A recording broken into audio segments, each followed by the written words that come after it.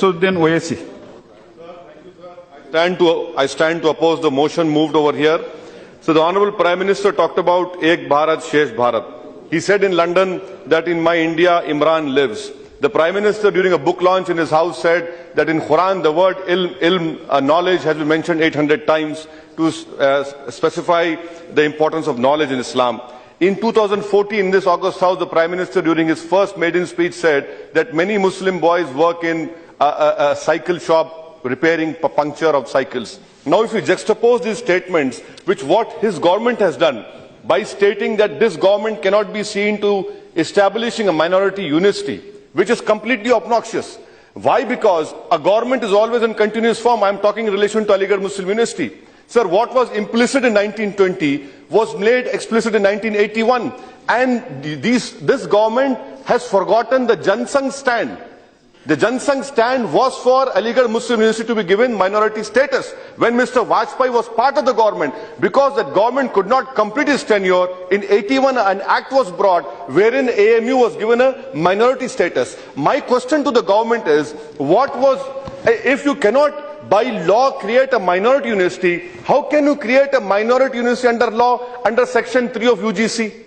I mean, the whole world knows that the Muslims had given land. At that time, sir, nearly 30 crores was collected. In today's value, it is more than 600 crores. So, I would request you to the government, please understand the ramifications. You are entering into an abyss, which will create a huge legal problem. A government of the day would fight for the legislation passed by this August House. You do not disown a legislation passed by this August House. And opposite is being happened. Same is happening with Jamia Millia Islamia, sir. Article 30 is a fundamental right.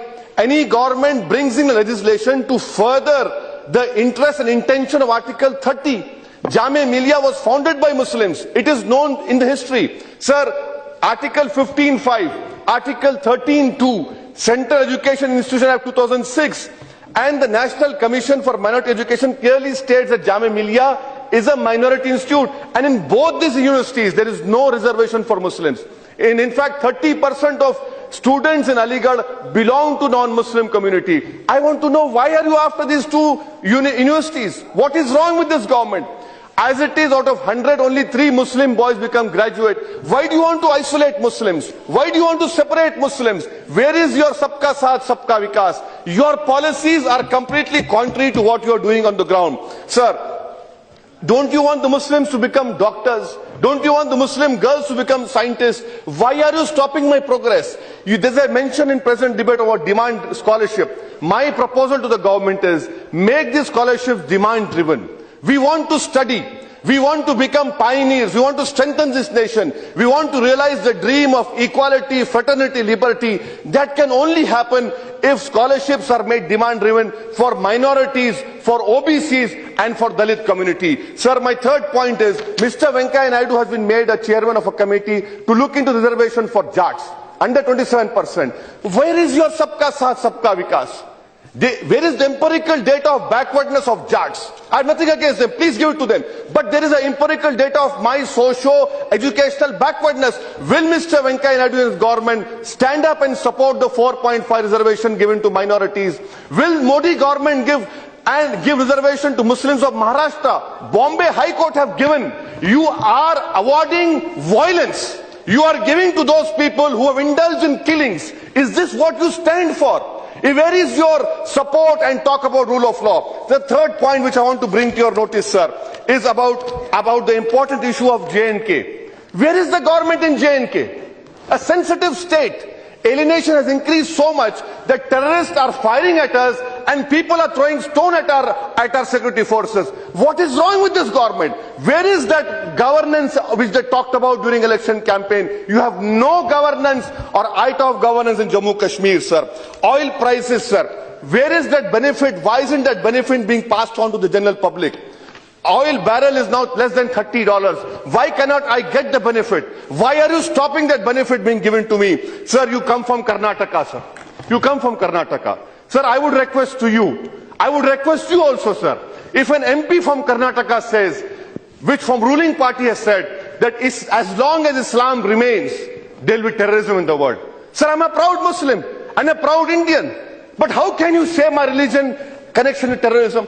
The Prime Minister is going to address a Sufi conference on 16th of March. If that is the case, why should the Prime Minister go and address a Muslim conference? If an MP of BJP says that as long as Islam exists, there will be cause of terrorism. Sir, I request to you, to the government, to the wisdom of this government, that your MOS says that we will show the strength of the majority community to Muslims. What is wrong? How can you show strength? You have taken oath on the Indian Constitution. Sir, may I know from the government that how is it that such statements are being emanated? If the Prime Minister agrees or disagrees, then he should sack that minister. He should sack his MP, that who stands up and says that Bhatkal is a center of terrorism. No, the Muslims of Bhatkal are proud Indians as you and me. There might be some elements which should be dealt with strictly, but to say Islam and Bhatkal is completely wrong. Sir, let me bring to your notice the statement made by the Additional Secretary of Minorities Ministry. During a closing of a function, he said, अभी कुछ हालात ऐसे हैं जो लोगों को सोने नहीं देते, हमें अब नींद भी नहीं आती. Sir, this is what an Additional Secretary of Ministry of Minority Affairs has said. I salute that Additional Secretary. He's a proud secular Hindu. And by his stating that words, he has shown to this government that, look, I'm concluding, sir. And lastly, sir, I want to congratulate the Prime Minister for working for 18 hours. This is what the Honorable Minister for Food Processing said. But what has been the outcome of those 18 hours? The outcome of these 18 hours is soldiers are dying at borders. The outcome of that working of 18 hours is that a common man is still suffering. But yes, there is a positive outcome the positive outcome for the Prime Minister is growth of Hindutva, violence on Dalits, atrocities on minorities. That is why I request to you, to the government, that please, if you stand for India first, if you stand for a constitution, give minority character certificate to AMU, support the legislation which was passed with August House. These are only 2 universities. Give scholarships to Muslims and make it demand driven. And stop your ministers, stop your MPs from creating further polarization. Thank you, sir.